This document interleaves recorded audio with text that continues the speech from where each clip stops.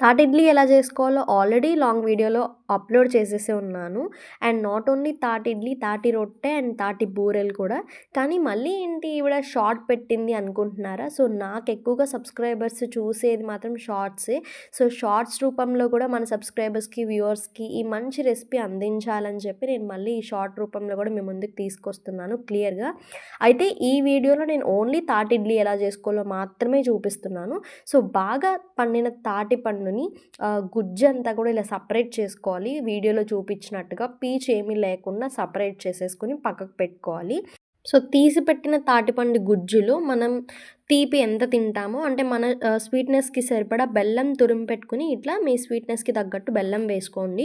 And నేను ఈ recipe అంతా కూడా మా అమ్మమ్మ చేత చేయించాను. చాలా బాగా చేస్తుంది మా అమ్మమ్మ వంటలు. సో, ఇదంతా కూడా పాతకాలం వంట అనమాట.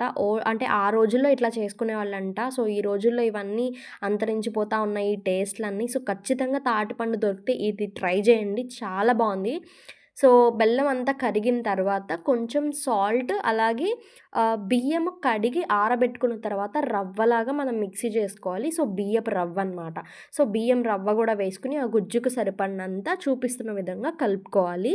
సో, అండ్ ఆల్సో కొంచెం ఉప్పు గూడా వేసుకోండి. చిటికెడంత ఉప్పు. సో, ఇదంతా కూడా ఈ మిశ్రమం అంతా మంచిగా గుజ్జు కలిసిపోయేలాగా బియ్యం రవ్వతో వేసుకోవాలి. అండ్ ఇదే పిండితో మనం తాటి రొట్టె గూడా ఎలా జేసుకోవాలో నేనైతే లాంగ్ వీడియోలో అప్లోడ్ చేసున్నాను. డీటెయిల్‌గా ఎక్స్‌ప్లెయిన్ చేశాను యాక్చువల్లీ. సో, ఎవరికైనా ఇంట్రెస్ట్ ఉంటే కనుక లాంగ్ వీడియో కిందే ట్యాగ్ చేస్తున్నాను. సో, క్లిక్ చేసేసి చూసేయండి. అక్కడైతే డీటెయిల్‌గా ఎక్స్‌ప్లెయిన్ చేసున్నాను. సో, ఈ వీడియోలో ఓన్లీ తాటి ఇడ్లీ చూపిస్తాను. అక్కడైతే లాంగ్ వీడియోలో అయితే తాటి బూరెలు ఎలా చేసుకోవాలి అండ్ ఆల్సో తాటి రొట్టె ఎలా చేసుకోవాలో కూడా చూపించాను. సో, షార్ట్స్ అంటే మనకిచ్చింది 3 మినిట్సే కాబట్టి అందులో సరిపోయేంత నేను ఒక్క రెసిపీ మాత్రమే ఇక్కడ అప్లోడ్ చేసున్నాను. సో, కలిపి పెట్టుకున్న పిండిని ఇట్లా ఇడ్లీస్ లాగా అంటే ఫుల్ వేసుకోకూడదు.